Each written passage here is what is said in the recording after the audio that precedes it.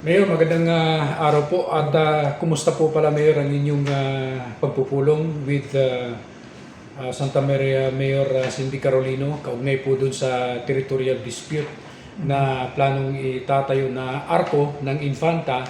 Ano po ang inisyal niyong pag-uusap? Opo, yun nga, galing po dito si Mayor Cindy, kasama po ng kanyang sangguniang bayan, at saka gayon din po ang ilang mga department heads. At tayo nga po ay natutuwa dahil may initiative si Mayor Cindy na makipagdialogo po sa lokal na pamahalaan ng Infanta. Actually, nag-react daw sila doon sa aking post sa social media with regards to sa pagtatayo ng ARC.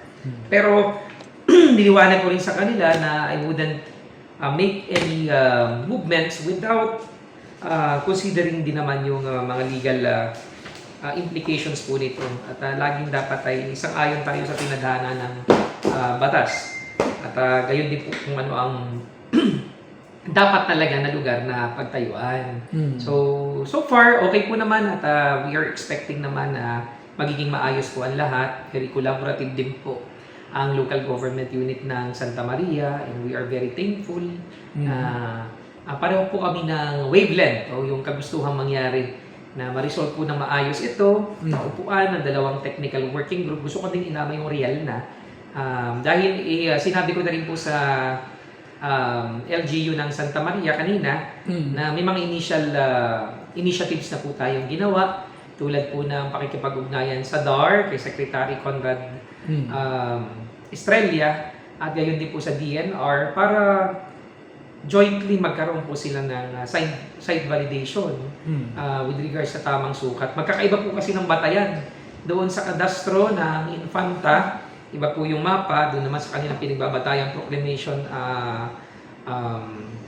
number, I think, 196? bukod sa 196. 1636? Yung pagkakreate ng sa Santa Maria, iba rin po yun yung mga kanilang ginagawang basis. So once and for all, ang napagkasunduan po natin with Mayor Cindy, under our administration, matapos na yung usapin dito. Napakahaba na. Sabi nga niya kanina, hindi pa siya pinapanganak, usapin na yan. So sabi ko naman kay Mayor, o nga, ganun din po ako. At ang hangad lamang natin ay marisolba ng maayos. Marisolba po ito ng nagkakaunawaan ng mga partido at nakukonsulta ng maayos with regard sa magiging settlement. So yun po yung basically naging patunguhan noong discussion ngayong umaga at involved na rin namin ang RIAL. So magre-reach out din po kami para hindi naman naiiwan yung karatig bayan natin. So matutuloy po yung arko na ilalagay dun, Mayor? Definitely po naman. Opo. Ang issue lamang kung saan talaga dapat siyang maitayo. Nasaan ba talaga yung boundary? Saan po ba talaga yung tamang muhon? Based po sa mga available na data po on both ends. At yun nga po yung i-reconcile. And then after that, we would ask the intervention of the SW, DNR, at saka ng DAR. Dahil magkaiba rin yung datos ng dalawang ahensya. So, i-reconcile together with the local government units. Ayun, magkaroon po ng finality kung which is which. Saan po ba talaga ilalagay yung ating bagong ARC? Pero Mayor, paano yan? Ano ito? Kanya-kanyang provincial doon asikasuhin? Ganun ang sistema?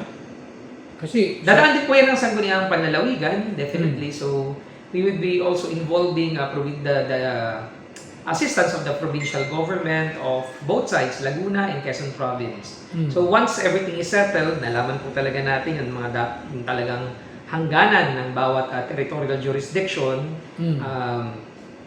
ilalapit din natin sa sangguniang panlalawigan ng bawat probinsya. And then, sabi ko nga, maybe we could do a joint project para malaman yung marker na tama ng Laguna at ng Quezon.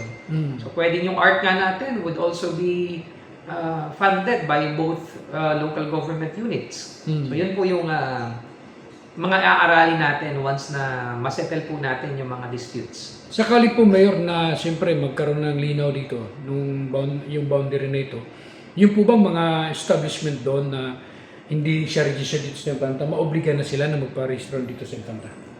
We are hoping, actually, yan po naman yung gusto rin ng mga karating nating bayan, Mm. malaman talaga dahil napakarami na nagtayo ng establishments. Nalulungkot nga tayo, pareho kami ni Mayor Cindy, na may mga kinu-question nakakuha ng titulo kahit sa mga dapat na hindi naman dapat makuha ng titulo. May nakapagtayo ng mga establishments na hindi dumadaan sa mga local government units. So, we are expecting, kaya gusto po namin ma-resolve na ito sa lalong madaling panahon, para yung tulad ng mga establishments na naglipa na po doon, malaman talaga saan ba dapat sila kumuha ng permits. At ma-regulate din.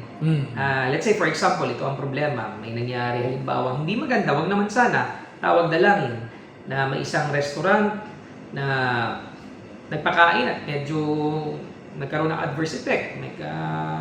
Mayroong na food poison halimbawa. So, syempre, ang usapan po dyan ay yung lokal na pamahalaan nakakasakop. So, problema dahil nga may dispute, hindi nila alam saan sila kukuha ng permits. So, sino magre-regulate po sa kanila? So, yan po, marami pang bagay. Kaya kinakailangan na po ng intervention po talaga na maayos ng mga national government agencies, katuwang ang local government units, para po masettle na po itong lahat. Okay, Mayor, maraming salamat po. Maraming salamat po.